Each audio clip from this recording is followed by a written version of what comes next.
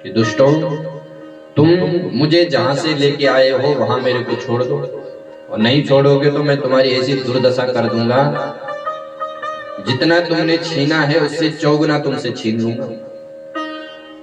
ठाकुर जी को इसका दुख नहीं था कि इन्होंने मेरे को चुरा लिया। ठाकुर जी को इसका दुख था कि कथा हो रही है और मुझसे कथा छूट जाएगी, क्योंकि भक्तमाल के श्रोता भगवान है।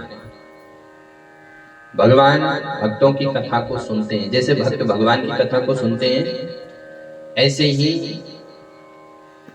भगवान अपने भक्तों की कथा को सुनते हैं। एक बार प्रियादास जी महाराज ऐसे ही जयपुर गए थे। जयपुर जहां वृंदावन के प्रथम ठाकुर गोविंद देव जी विराजमान हैं। तो जयपुर वासियों ने प्रियादास जी से प्रार्थना करी, महाराज आप हमें कथा सुनाओ। तो प्रियादास जी ने कथा सुनाई, फिर यात्रा पे चले गए। फिर चातुर्मास आया तो फिर से निवेदन किया कि महाराज फिर कथा सुनाओ। तो प्रियादास जी कहते हैं कि मैंने पिछली बार तुमको कथा सुनाई थी, तुमको पता है कहां तक कथा हुई? तो श्रोता सब एक दूसरे का मुंह देख रहे, महाराज हमको तो पता नहीं, क्योंकि श्रोता तो श्रोता ही है, वो पहले से ही ऐसे चले आए। श्रोता सोता है, वो सोए रहते हैं। तो सब एक दूसरे का मुंह देख रहे हैं। प्रियादास जी को क्रोध आ गया, बोले तुम्हें यही पता नहीं कि मैंने कहां तक कथा सुनाई, अब मैं तुमको कथा नहीं सुनाऊंगा। तो जैसे ही अपनी पोथी बंद कर रहे थे, इतने में भीतर से भगवान गोविंद देव जी बोल पड़े। गोविंद देव जी कहते हैं, श्री रे दास भक्त की गाथा, भई कहो अब आगे ना था। हे प्रियादास जी महाराज, भक्त रैदास की कथा तक आपने सुनाया, अब आगे के चरित्र को सुनाओ। तो भक्तमाल के सबसे बड़े श्रोता कौन है? बोले भगवान। भगवान इस कथा को बड़े प्रेम से सुनते हैं। तो भगवान को बड़ा दुख हुआ कि इन मूर्खों ने मेरे को चुरा लिया, और उधर कथा हो रही है। कथा का समय है शाम को 4 बजे। तो भगवान ने चारों को स्वप्न दिया। अब चारों एकदम हड़बड़ाते हुए उठे। एक ने पूछा तूने कुछ देखा? बोले हाँ मैंने भी देखा। तूने देखा? सब आपस में बात करने लगे। सबने विचार किया कि सीधे मुंह इनको वहीं छोड़ दो, नहीं तो बुरी स्थिति हो जाएगी। अब तो चारों चोर भगवान को पालकी में लेकर के, अब उनकी जो बुद्धि थी वो बदल गई। उनको मूर्ति की बुद्धि नहीं, उनको साक्षात भगवान दिखने लगे उस विग्रह में। तो पालकी में ले जाएं और खूब नाम संकीर्तन करते हुए जाएं।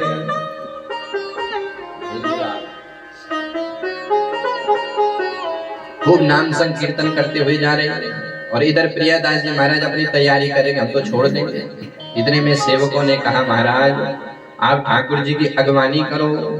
वो 4 चोर खूब कीर्तन कर रहे हैं, बोल हरि हरि हरि बोल, केशव माधव गोविंद बोल।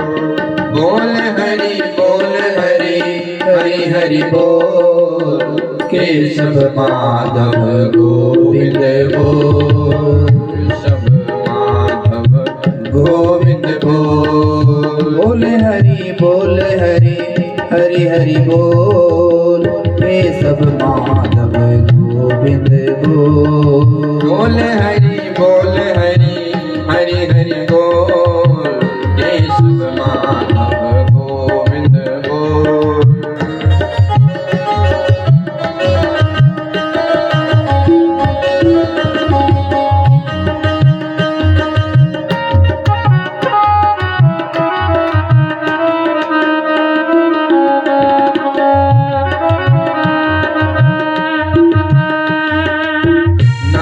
प्रभु का है सुखकारी, पाप कटे ये क्षण में भारी। ओ नाम प्रभु का है सुखकारी, पाप कटेगे क्षण में भारी। ओ नाम प्रभु का है सुखकारी, पाप कटेंगे क्षण में भारी।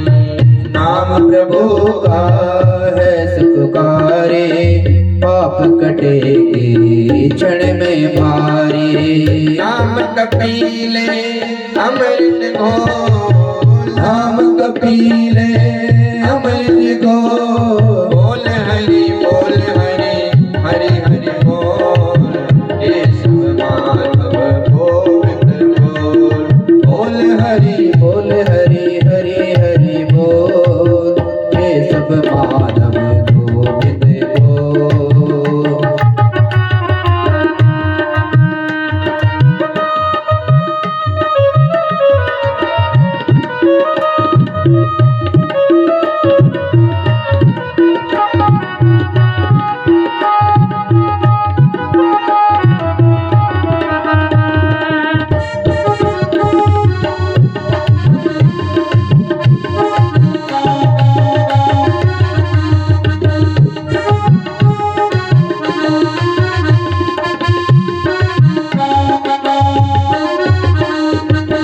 राम नाम के सब अधिकारी, राम नाम के सब अधिकारी।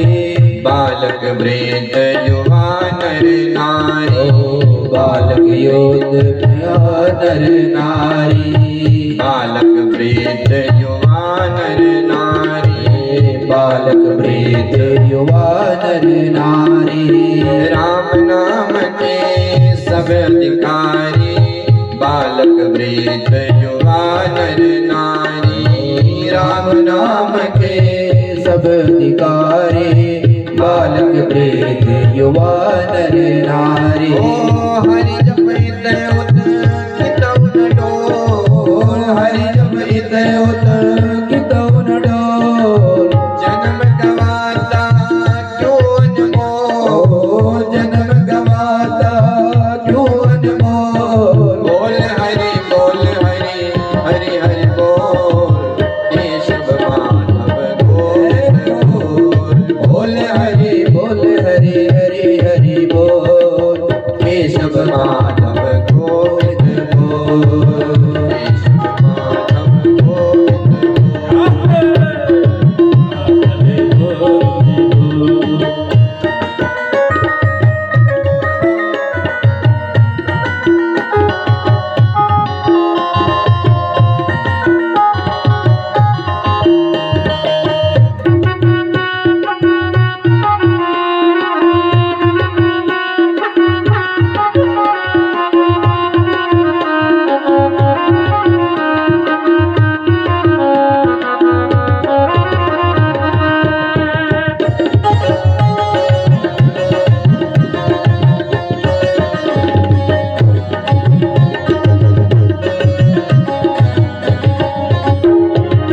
सबरी अहिल्या सदन कसाई, नाम जपन ते मोक्ति पाई।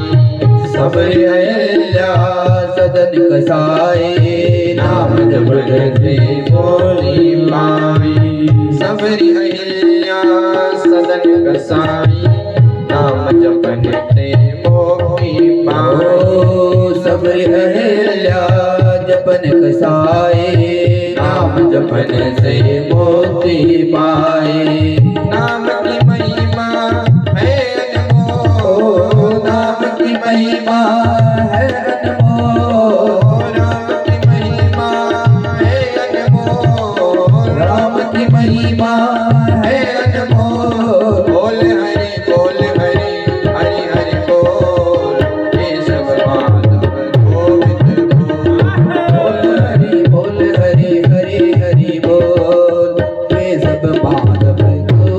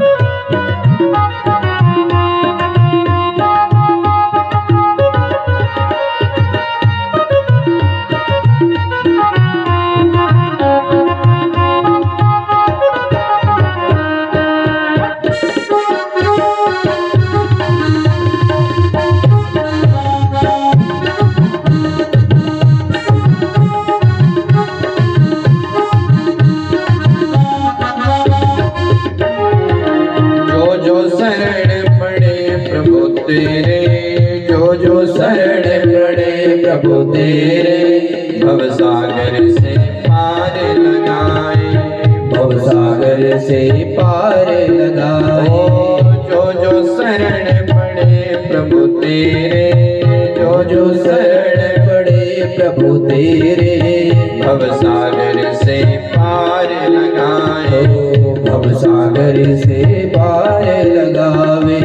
बंदे तेरा क्या लगता है मोह, बंदे तेरा क्या लगता है मोह। बोल हरि हरि हरि बोल, केशव माधव गोविंद बोल हरि हरि हरि बोल, केशव माधव गोविंद बोल हरि हरि हरि बोल, केशव माधव गोविंद बोल, बोल हरि हरि हरि बोल, केशव माधव गोविंद बोल, हरि बोल हरि बोल हरि बोल हरि बोल हरि बोल हरि बोल हरि बोल हरि बोल हरि बोल हरि बोल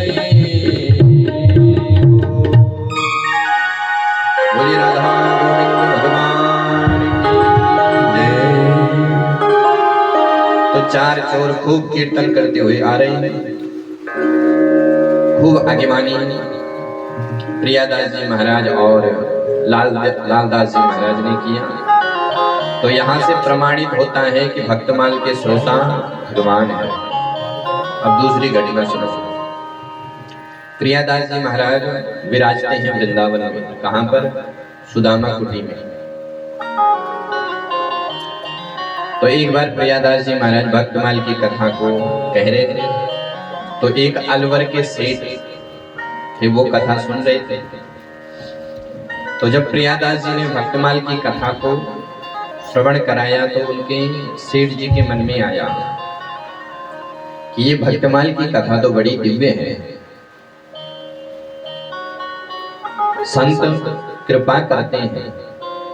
तो प्रियादास जी के पास गए और कहा, महाराज मेरे को आप भक्तमाल की पोथी दे दो।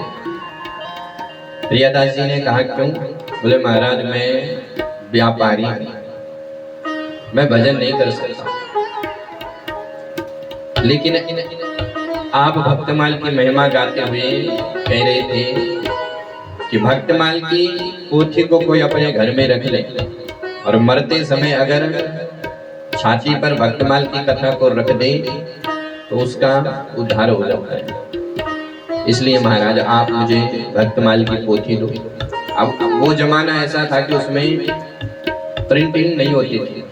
आजकल तो महाराज फोटो स्टेट कर लो। तो प्रियादास जी ने मन में विचार किया कि इनके मन में ये भावना है, तो चलो इनको मैं भक्तमाल दूं। तो प्रियादास जी कहते कि 2-3 दिन रुक लो, मैं 2-3 दिन में इसकी प्रतिलिपि लिख दूंगा और तुमको भेंट कर दूंगा। तो ठीक है महाराज। प्रियादास जी ने इनको ये भक्तमाल की पोथी प्रदान करी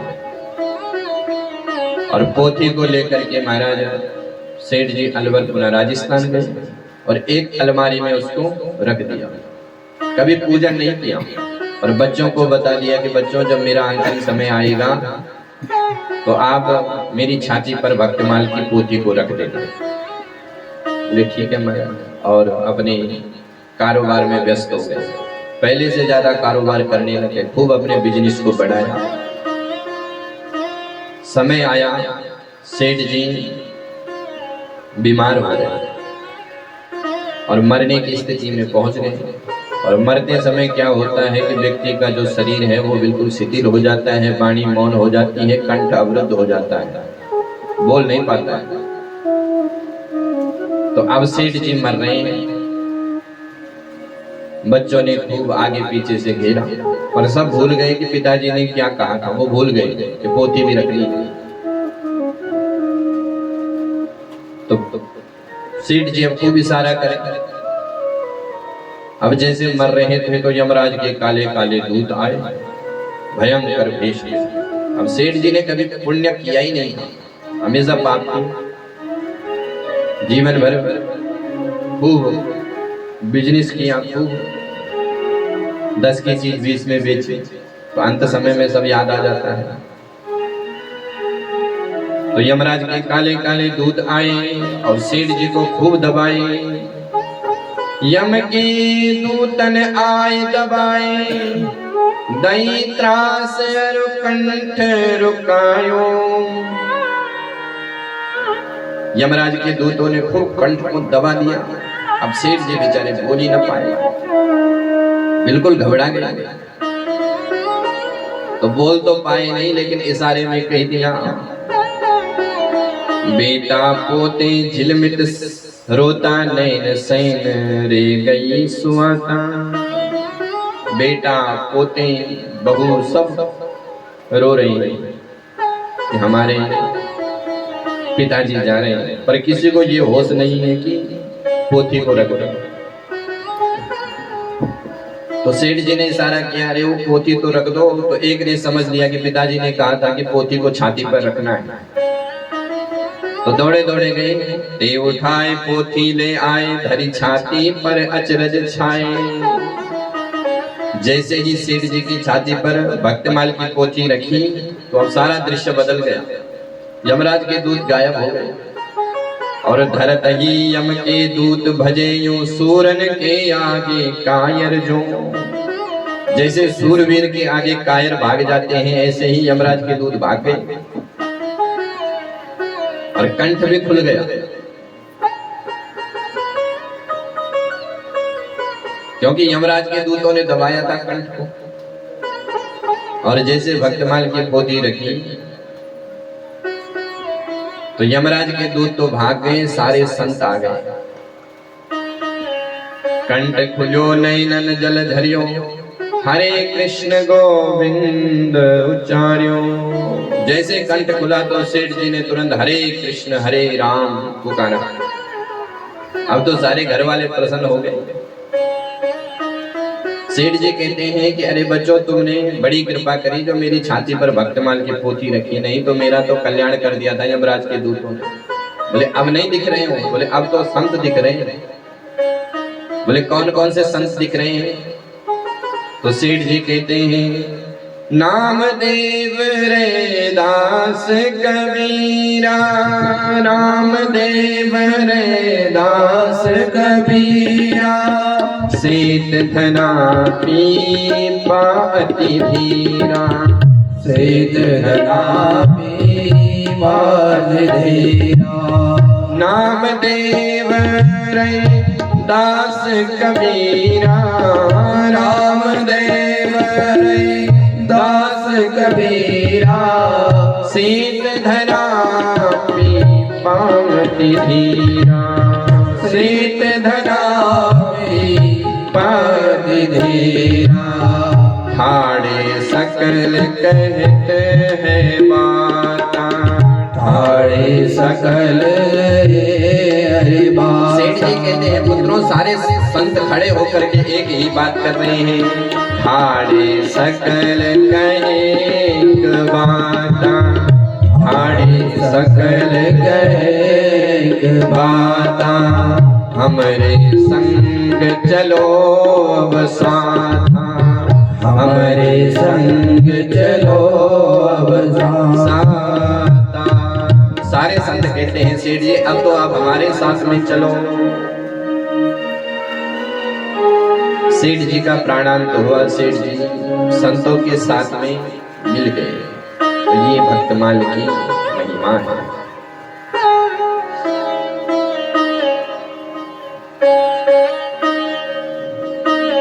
बोलिए भक्तमाल ग्रंथ की जय, राधा कृष्ण भगवान की जय। महाराज प्रियादास जी ने फिर भक्तमाल का विस्तारीकरण किया।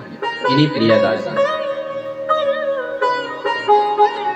जिसका नाम है भक्ति रस बोधनी, भक्ति रस बोधनी टीका 4 भागों में है और संपूर्ण संतों का जो चरित्र है वो विस्तार से गाया है। नाभाजी ने केवल छंद लिखे हैं, पर प्रियादास जी ने उसका विस्तार किया है। अब चरित्र तो महाराज सबसे पहले 24 अवतारों का वर्णन है, उसके बाद भगवान के चरणों में जो चिन्ह है उसका भी वर्णन किया है। भगवान के चरणों के चिन्ह का ध्यान किया। भगवान के चरण कैसे हैं? लाल लाल भगवान के पाद तल है। संचितयेत भगवतश्चरणारविंदं वज्रांकुशध्वजा सरोरुहलांछनाढ्यम्। भगवान के पाद तल में अंकुश, अंबर, पुलिस, कमल, ध्वजा, कलश, स्वास्तिक, अष्टकोण, षटकोण, त्रिकोण, जौ आदि के दिव्य चिन्ह हैं। दोनों युगल सरकार के, और इन चिन्हों का बड़ा महत्व है। इन चिन्हों का अवश्य ध्यान करना चाहिए।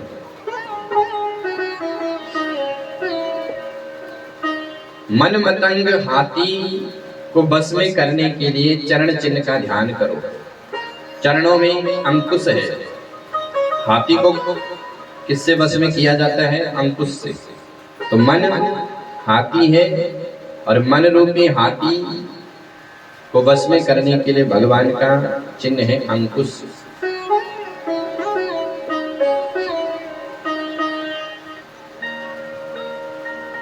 ध्वजा, जौ, इन सब चिन्हों का ध्यान करना चाहिए। सीतापति पद नित वसत एते मंगलदायक।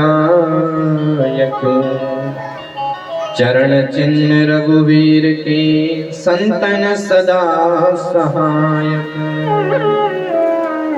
चरण चिन्ह रघुवीर के संतन सदा सहायक। भगवान के चरणों की महिमा बड़ी दिव्य है। भरत जी महाराज ने चरणों की ही सेवा करी। गोस्वामी जी लिखते हैं, हर सिनि रखी पद राम पद रंका। हर सिनि रखी राम पद रंका। हर सिनि रखी राम पद रंका। हर सिनि रखी राम पद रंका। मानव पारस पायो रंका। मानव पारस पायो रंका। भरत जी को जब राम जी की चरण पादुका मिली तो ऐसा लगा जैसे किसी रंक को, किसी भिखारी को पारस मणि मिल गई। और अज सिर धरि नय नय लावई। एक बार रघुवीर मिलन सरसी सुख पावई। 14 वर्षों तक भरत जी ने भगवान के चरणों का ही दर्शन किया। और जब जब भरत जी राम जी के चरणों की पादुका का दर्शन करते तब तब ऐसा लगता जैसे मानो रघुवर सरिस मिलन सुख पावई। ऐसा लगा जैसे भगवान कहीं दर्शन हो रहा है। अक्रूर जी महाराज ने भी भगवान के चरणों का ही ध्यान किया। पदानि तस्याखिल लोकपाला। और कालिया नाग ने तो खूब भगवान के चरणों का स्पर्श पाया। कालिया नाग भी भगवान के चरणों की खूब महिमा गाता है। खूब भगवान ने कालिया की खनाली पर खूब नृत्य किया।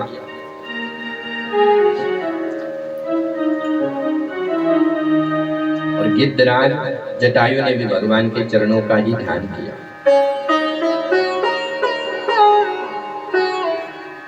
आगे परा गिद्धपति देखा। सुमिरत चरण चिन्ह जिन देखा। भगवान के चरणों के चिन्हों का ध्यान करके जटायु ने भी अपने शरीर का त्याग किया। अहिल्या का उद्धार भगवान के चरणों से हुआ। तो चरण चिन्हों का ध्यान किया। फिर आगे महाराज 24 अवतारों का वर्णन हुआ। 24 अवतारों के बाद सतयुग से लेकर और कलयुग तक के भक्तों का चरित्र नाभाजी ने गाया। सतयुग में अम्बरीश आदि भक्त हुए, त्रेता में जटायु, सरभंग, सुतीक्षण, सबरी, अन्य अन्य जितने भी भक्त थे उनका चरित्र गाया। द्वापर में विदुर जी महाराज और बड़े बड़े भक्तों का चरित्र, सुखदेव जी, परीक्षित जी, अनेक अनेक भक्तों के चरित्र का वर्णन किया। लेकिन हम लोग यहाँ पर कलयुग की भक्तों की ही कथा सुनेंगे, क्योंकि इन जो सतयुग त्रेता में भक्त हुए उनकी कथा तो हमने अनेक पुराणों के माध्यम से श्रवण करी है। इनमें भी जो मुख्य मुख्य भक्त हैं उनका ही चरित्र हम श्रवण करेंगे। तो आज हम जिन संत ने, जिन भक्तों ने वृंदावन का स्वरूप प्रकट किया, ऐसे भक्त की कथा आज हम श्रवण करेंगे। रूप गोस्वामी जी महाराज।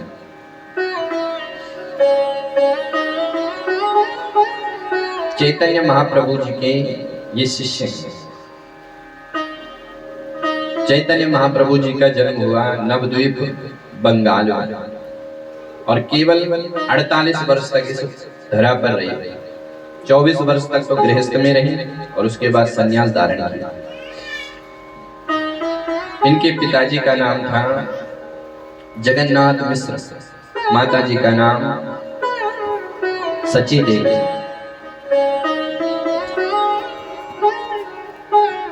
छह साल तक इन्होंने खूब प्रचार प्रसार भगवान का किया और हरे कृष्ण कृष्ण कृष्ण हरे हरे, हरे राम राम राम हरे हरे, ये महामंत्र इन्होंने ही दिया।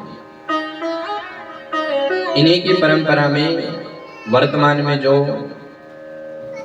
प्रभुपाद जी महाराज, जिन्होंने इस्कॉन मंदिर, अंग्रेज मंदिर का जीर्णोद्धार किया, जिन्होंने अंग्रेज मंदिर बनाया और खूब इन्होंने प्रचार प्रसार किया। आज भी वृंदावन में बंगाल के भक्त आते हैं, खूब हरे कृष्ण का जाप होता है।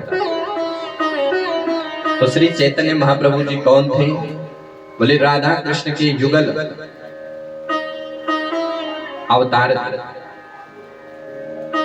भगवान ही चैतन्य महाप्रभु के रूप में आए, मानो भगवान की भक्त बनकर भगवान की भक्ति का रस प्राप्त करने के लिए आए। भगवान की भक्ति का खूब प्रचार प्रसार किया। इनकी माता जी का आदेश कि आप पुरी में जगन्नाथ महाप्रभु की सेवा करो, पर इनके मन में कष्ट था कि वृंदावन का स्वरूप प्रकट करना है। वृंदावन बिल्कुल जंगल जैसे था।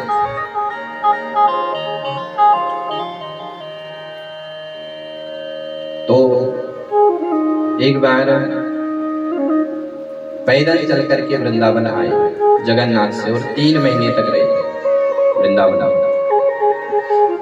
राधा कुंड, कृष्ण कुंड और गोवर्धन की परिक्रमा इन्होंने की। राधा कुंड को भी इन्होंने ही बताया कि ये राधा कुंड है, ये कृष्ण कुंड है। पहले जो वहां के लोग थे वो उनको पोखर मानते थे, कुआं बाड़ी मानते थे। लेकिन चैतन्य महाप्रभु ने इनका जीर्णोद्धार किया। लेकिन चैतन्य महाप्रभु जी अकेले ये सब नहीं कर सकते थे।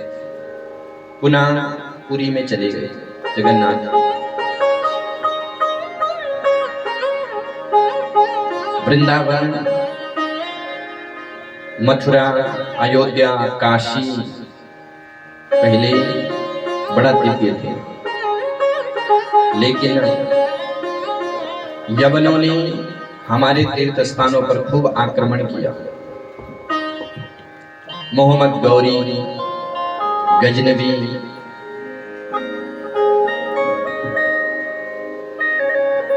फिर सिकंदर लोदी, इन सब ने वृंदावन को उजाड़ा। इनका उद्देश्य था कि भारतीय जो संस्कृति है, सनातन धर्म को मुस्लिम राष्ट्र बनाना है, तो इन्होंने भारत पर बार बार आक्रमण किया। मोहम्मद गौरी ने वृंदावन पर आक्रमण किया। मोहम्मद गौरी का एक मुंशी था जिसका नाम था अल-उत्थी। उसने एक पुस्तक लिखी, उर्दू पुस्तक, उर्दू में, और उसमें लिखा हुआ है कि वृंदावन में एक ऐसा मंदिर था जो 2.5 अरब स्वर्ण मुद्राओं से, कोई 2.5 अरब स्वर्ण मुद्रा दे खर्च करे और दुनिया के सबसे अच्छे 1 लाख अधिकारी, 1 लाख कर्मचारी लगे और 2 साल तक वो काम करे, फिर भी ऐसा मंदिर नहीं बना सकते जैसा वृंदावन में था। पर इन आक्रांताओं ने खूब भारत पर आक्रमण किया, मंदिर को उजाड़ा। इन्होंने टारगेट सनातन धर्म के मंदिर को किया, क्योंकि इनका उद्देश्य था कि भारत को मुस्लिम राष्ट्र बनाना है, और आज भी ऐसा ही हो रहा है। कश्मीर में इन्होंने शास्त्रों को जला दिया। काशी, मथुरा, जहां जहां हिंदुओं का अस्तित्व था, सब कुछ इन्होंने नष्ट किया। तो जब इन आतंकवादियों का आतंक होता था, तो ब्रज के जो पंडा पुजारी थे, इन्होंने इनका विरोध कुछ हद तक किया, लेकिन इनकी शक्ति बहुत ज्यादा थी, इनके पास तोप थी और इनकी संख्या भी बहुत थी। तो पुजारियों ने मन में विचार किया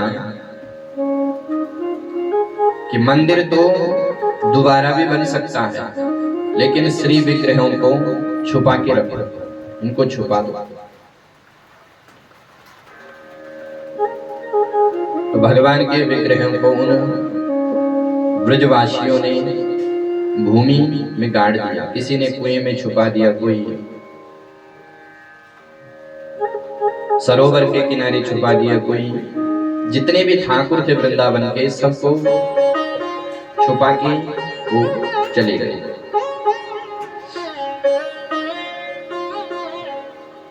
और जब गए तो पुनः वापस नहीं आए। क्यों नहीं आए? क्योंकि यवनों का सबसे ज्यादा आतंक होता था तीर्थ स्थान पर। काशी में सबसे ज्यादा आतंक हुआ, मथुरा में भी हुआ। मथुरा में जो जन्मभूमि है वहां पर तो मस्जिद बनाई है। काशी में जहां पर भगवान विश्वनाथ है वहां पर भी उन्होंने मस्जिद बनाई है। अयोध्या में भी बना रहे थे और बनाई हुई है। तो पुनः वो ब्रजवासी फिर वापिस नहीं आए। वृंदावन का स्वरूप सारा उजड़ गया। पहले वृंदावन बड़ा दिव्य था, ऐसे ऐसे मंदिर थे वहां। वृंदावन के जितने भी ठाकुर हैं ये सब भगवान, साक्षात भगवान के स्वरूप है। भगवान द्वारिकाधीश के परपौत्र हुए वज्रनाभ जी। जब भगवान का स्वधाम गमन हुआ तो जो भगवान कृष्ण की पटरानियां हैं उनको वियोग हुआ। अर्जुन के साथ वृंदावन आए और उनके वियोग को शांत करने के लिए उनके परपौत्र वज्रनाभ ने श्री विग्रहों का निर्माण किया। जिस शिला पर कंस ने देवकी के 6 पुत्रों की हत्या करी मथुरा में, उसी शिला से वज्रनाभ ने ठाकुर जी के विग्रहों का निर्माण किया, मूर्ति का निर्माण किया। सांडिल्य ऋषि वर्णन करते हैं और वज्रनाभ जी मूर्ति का निर्माण करवाते हैं। वर्णन आता है कि जब वज्रनाभ जी ने गोविंद देव की मूर्ति का निर्माण किया, जो वर्तमान में जयपुर गोविंदगढ़ में विराजमान है। ये ब्रज के प्रथम ठाकुर हैं। अन्य ठाकुर का दर्शन जब कृष्ण पटरानियों ने किया तो उनको लगा कि इनके हाथ द्वारिकाधीश कृष्ण जैसे हैं, किसी का मुंह कृष्ण जैसा है, किसी के पैर कृष्ण जैसे हैं। लेकिन जब उन्होंने गोविंद देव का दर्शन किया तो कृष्ण पटरानियों ने घूंघट ओढ़ लिया और कहा कि ये तो साक्षात कृष्ण जैसे हैं। इनके कान, इनके हाथ, इनके चरण सब भगवान कृष्ण जैसे ही है। तो वज्रनाभ ने अनेक ठाकुर को बनवाया, लेकिन आक्रांताओं के कारण वो सारे ठाकुर भूमिगत हो गए। वृंदावन सब उजड़ गए। वृंदावन के नाम पे केवल यमुना और गोवर्धन जी था, बाकी वृंदावन में कुछ भी नहीं था, भील लोग रहते थे। तो चैतन्य महाप्रभु जी को बड़ी पीड़ा हुई कि मैं वृंदावन का जो स्थूल रूप है उसको प्रकट करूंगा। वैसे वृंदावन का जो दिव्य वृंदावन है वो तो है ही है, लेकिन दिव्य वृंदावन को देखने के लिए स्थूल वृंदावन का सहारा लेना पड़ेगा। दिव्य परमात्मा का दर्शन करने के लिए हमें स्थूल मूर्ति, स्थूल श्री विग्रहों का सहारा लेना पड़ेगा। तो चैतन्य महाप्रभु जी को बड़ी पीड़ा थी। 3 महीने के लिए वृंदावन आए लेकिन नहीं कर पाए काम, पुनः पुरी चले गए। इसी पुरी में रूप सनातन गोस्वामी जी रहते थे, जो बंगाल राजा के महामंत्री थे।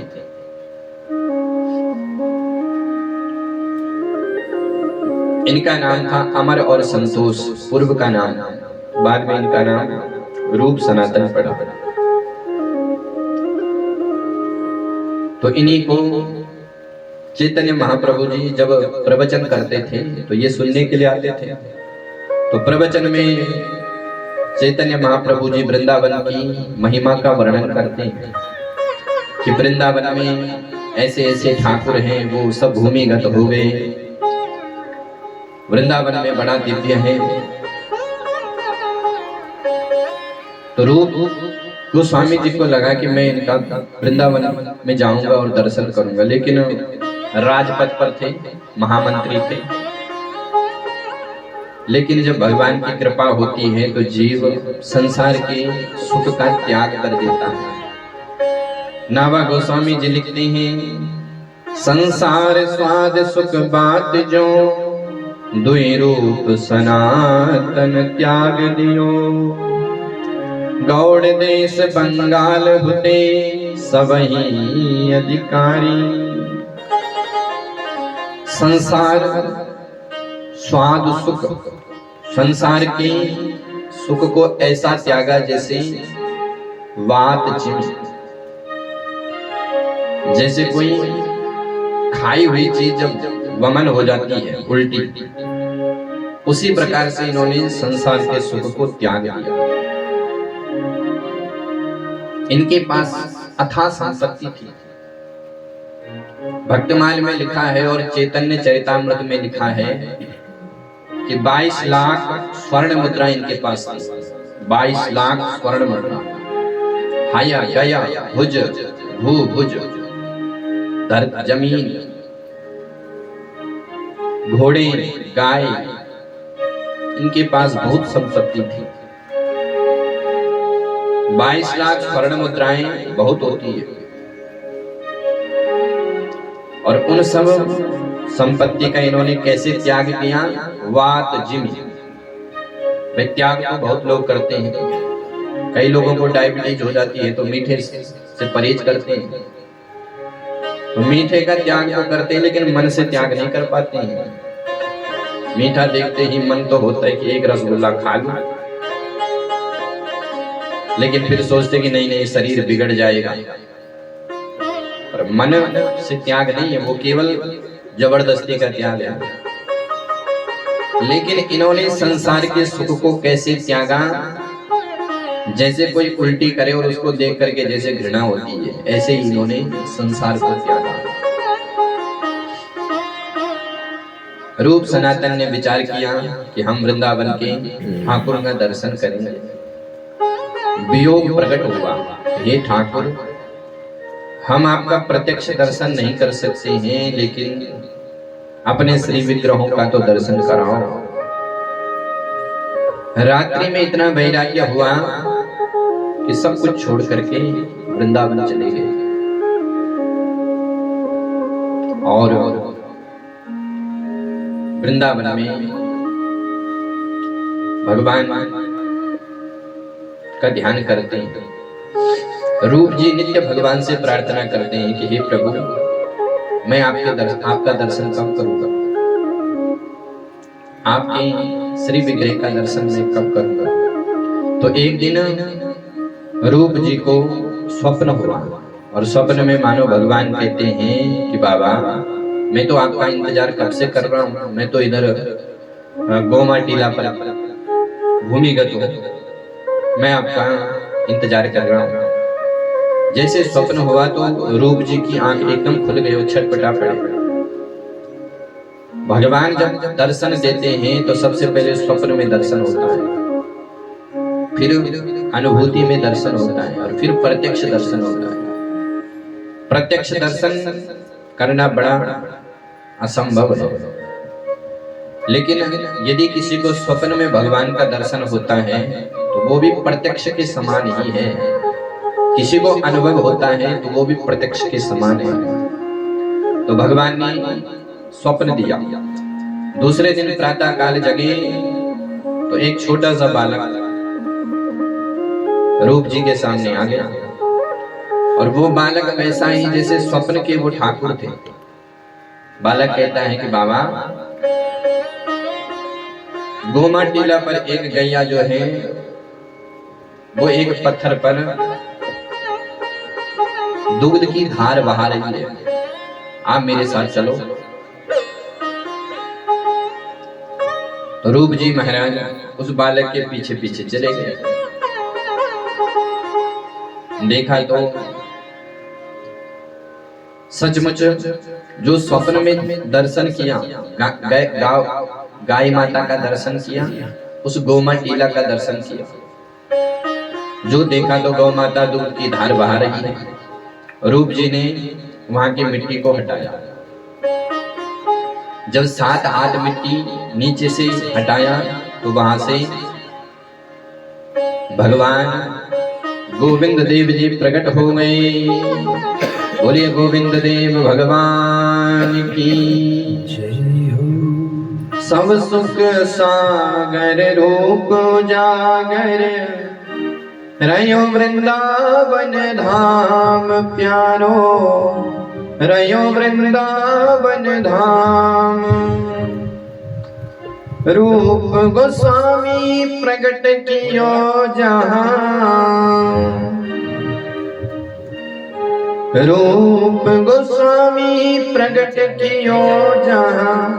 गोविंद देव निधान वृंदावन प्यारो, वृंदावन धाम वृंदावन प्यारो, वृंदावन धाम वृंदावन प्यारो, वृंदावन धाम।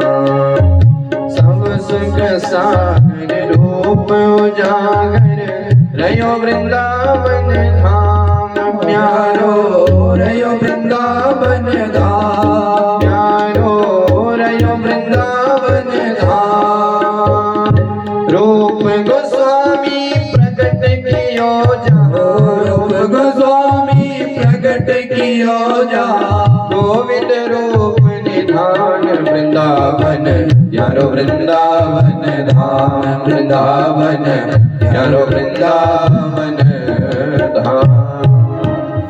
बोलिए गोविंद देव भगवान की जय। भगवान गोविंद देव जी का प्राकट्य हुआ और नित्य सेवा करते हैं, नित्य। फिर बाद में समय जब बीता तो पुनः मुगलों का आक्रमण हुआ। औरंगजेब, बाबर, तो उन मुगलों के आतंक से बचने के लिए फिर से संतों ने जो है, ये जो गोविंद देव हैं, ये पहले गोवर्धन में विराजते थे। इनको वहां से जयपुर भेजा गया। जयपुर के राजा मान सिंह ने इनके लिए एक मंदिर बनाया और वहीं पर ये विराजमान हो गए। और आज भी जयपुर में गोविंद देव जी का बड़ा सुंदर मंदिर है। तो रूप जी ने गोविंद देव जी को प्रकट किया। ये वृंदावन के प्रथम ठाकुर है और सबसे प्राचीन है, बांके बिहारी जी से। सनातन गोस्वामी जी ने विचार किया कि छोटे भाई रूप जी को तो भगवान मिल गए, मुझे कम मिलेंगे, तो ये भी भगवान का नित्य ध्यान करते हैं।